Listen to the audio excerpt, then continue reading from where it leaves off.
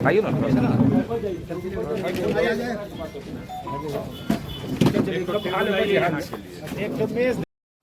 क्या कहेंगे इस फैसले पे? हाँ, एक फैसला तो आया है, लेकिन आप जैसा कि जानते हैं सब लोग,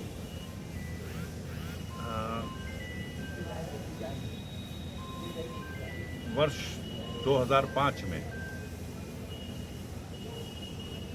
29 नवंबर 2005 को भांवरकोल थाना क्षेत्र के अंतर्गत माननीय स्वर्गीय विधायक कृष्णानंद राय की जो हत्या की घटना हुई थी, हत्याकांड की, उस घटना में हमें साजिशकर्ता की संज्ञा देकर आरोपित किया गया।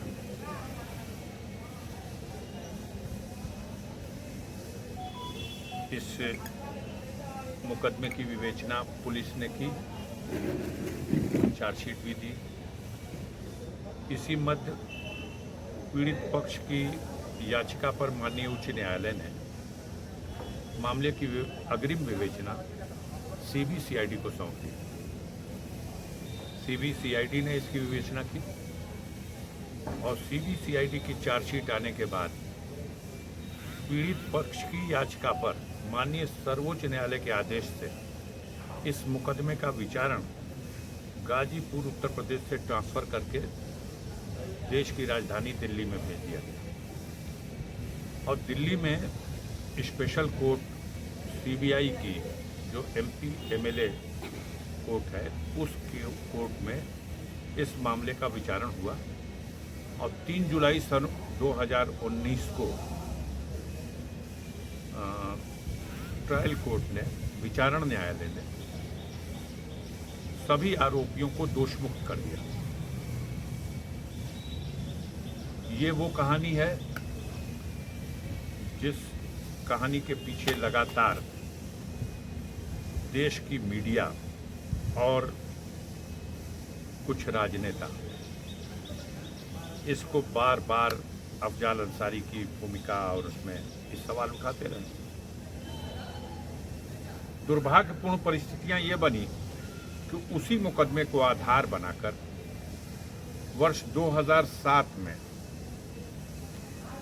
मोहम्मदाबाद थाने पर बनाम अफजाल अंसारी एक यूपी गैंगस्टर एक्ट का मुकदमा 3/1 धारा 3 पोस्ट में 1 ये मुकदमा पंजीकृत किया गया। मुकदमे के जो चार्ट है, क्राइम चार्ट, उसमें एक मुकदमा वही 589/2005 थाना भांवरकोल जो पंजीकृत था, उसी मुकदमे को आधार बनाया गया। अब इस मुकदमे का भी विचारण होता रहा, टलता रहा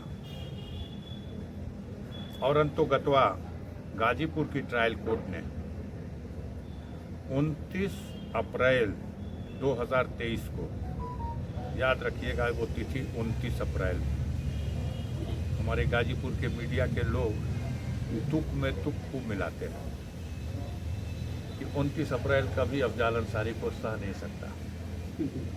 आज भी 29 अप्रैल है, 29 तारीख, आज भी 29 तारीख है, तब अप्रैल का महीना था जब हमारे न्यायालय से 4 वर्ष के साधारण कारावास और 1 लाख रुपए के अर्थदंड से दंडित करने का दंडादेश पारित किया गया। मैं जेल गया। माननीय उच्च न्यायालय इलाहाबाद में याचिका दाखिल की, अपील दाखिल की। गाजीपुर के सेशन कोर्ट के स्पेशल एमपी एमएलए कोर्ट के फैसले के खिलाफ इस अपील में, ये अपील हमारी सुनी जाए। इस फैसले में ये दोष है। माननीय उच्च न्यायालय ने प्रथम दृष्टया उसे सुनवाई के लिए स्वीकार तो किया, मुझे जमानत भी दे दी, लेकिन सजा का जो आदेश था उसे निलंबित नहीं किया। परिणाम स्वरूप मेरी सदस्यता जो निलंबित कर दी गई थी वो बहाल नहीं हो सकी। मुझे इसके लिए सुप्रीम कोर्ट जाना पड़ा। माननीय सर्वोच्च न्यायालय ने सुनवाई के बाद जो गाजीपुर के एमपी एमएलए कोर्ट से 4 वर्ष की सजा का दंडादेश पारित हुआ था, उस आदेश को निलंबित कर दिया और कुछ शर्तें लगा दी। उन शर्तों का पालन किया गया, जैसे आप सदन की कार्रवाई में भाग लेकर मतदान नहीं कर सकते, कोई भत्ता नहीं ले सकते, तनख्वाह या कोई मौद्रिक लाभ नहीं ले सकते। और ये भी कह दिया कि गाजीपुर में जो अपील पेंडिंग है, अरे इलाहाबाद हाईकोर्ट में जो अपील पेंडिंग है, उस अपील का निस्तारण 30 जून तक कर दिया जाए, करने की कोशिश की जाए। यह आदेश माननीय उच्च न्यायालय के लिए था। अब माननीय सर्वोच्च न्यायालय के इस आदेश के क्रम में लोकसभा से अधिसूचना जारी हुई, सांसद का पद बहाल हुआ, चुनाव लड़ने की अयोग्यता समाप्त हुई और उसके बाद फिर चुनाव आ गया। माननीय सर्वोच्च न्यायालय ने अपने आदेश में यह भी लिखा था कि आप चुनाव लड़ सकते हैं, लेकिन अगर आप चुनाव जीत जाएंगे तो वो निर्भर करेगा जो आपकी अपील का फैसला आएगा उसके ऊपर। अब चुनाव हुआ, पूरे चुनाव गाजीपुर की जनता को, गाजीपुर के मतदाताओं को इस बात से भरमाया गया, डराया गया और भटकाने का प्रयास किया गया कि अफजाल अंसारी का तो जो, और अब शपथ न दिलाई जाए ऐसा कोई एक बिंदु भी ऐसा माननीय सर्वोच्च न्यायालय के आदेश में नहीं है। और उन्होंने कहा कि 30 जून तक डिसाइड कर दिया जाए, तो यह आदेश हाईकोर्ट के लिए है। हमारा वकील कोर्ट में हाजिर हैं, अपनी बहस कर चुके हैं। अब कोर्ट 30 जून को न डिसाइड करके वो आज 29 जुलाई को डिसाइड कर रही, इसके लिए मैं कहां से दोषी? और माननीय हमारे लोकसभा स्पीकर साहब ने इसकी गहराई को समझा। मैं आभार प्रकट करूंगा उनका कि उन्होंने फिर 1 जुलाई को मुझे अपने चेंबर में बुला करके और संसद पद की शपथ दिला दी। 2 चीजें हैं, एक ये है कि कुछ मेरे लिए किसी के मन में घृणा है, और एक ये है कि गाजीपुर की लाखों लाख जनता के लिए उसको आप डराते हो, धमकाते हो, भरमाते हो, और फिर भी आपकी कतार में वो नहीं खड़े होने को तैयार होती है। सारा कुकर्म और मनमानी किया गया, लेकिन कहीं ना कहीं सब हाकिम के ऊपर भी कोई हाकिम है और उसकी मर्जी है। मैंने कभी कोई बिगाड़ा नहीं, मैं निर्दोष था, मेरा कोई हाथ नहीं है। 29 नवंबर की घटना में न जो मुझे गैंगस्टर डिक्लेयर किया गया था, मैं कतई गैंगस्टर नहीं हूं। अफसोस है कि पूर्वांचल और गाजीपुर का बच्चा बच्चा ये जानता है, जो खुद गंदी छवि के लोग हैं, समाज विरोधी लोग हैं, वो मुझे गैंगस्टर डिक्लेयर करके मुस्कुराते हैं।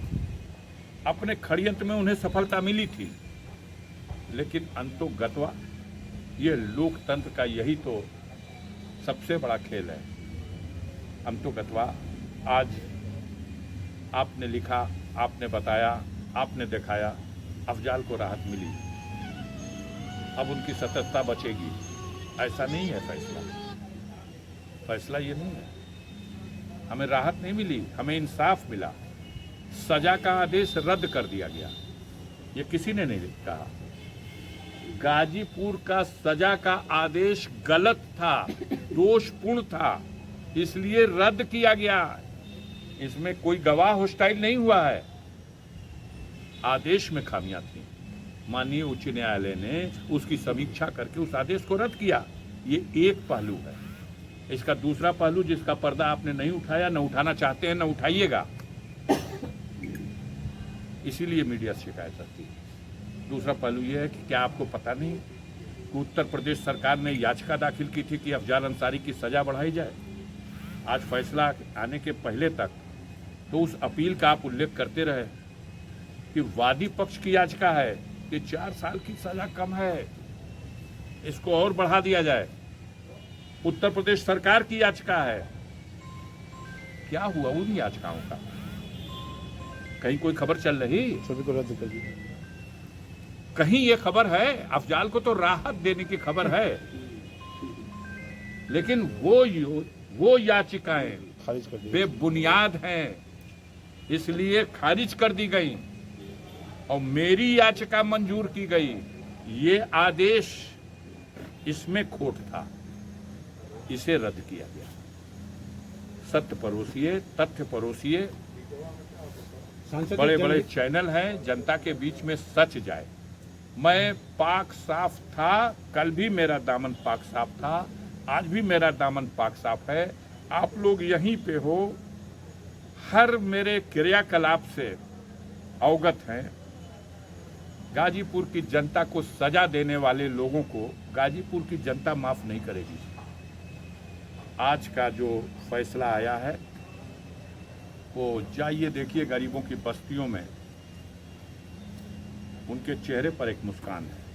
वो सब डरे हुए थे, सहमे हुए थे, लेकिन जो डरता है, जो सहमता है, वो सबके मालिक का दरवाजा खटखटाता है। और उस मालिक के दरवाजे में आज सावन का महीना, पवित्र महीना, भोलेनाथ का प्रिय दिन, दूसरा सोमवार। कल ये तो सबने दिखाया कि अफजाल अंसारी ने मुसलमानों से दुआ की अपील की, लेकिन ये किसी ने नहीं दिखाया कि अफजाल अंसारी के लिए सर्व समाज के लोगों ने, हमने अपने किसी मित्र को टेलीफोन किया, वो बात वायरल की गई।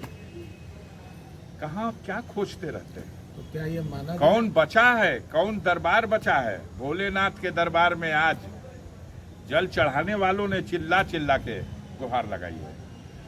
देवी के दरबार में दोनों लोगों ने मत्था टेका है। जिसकी जहां आस्था है, हर जगह।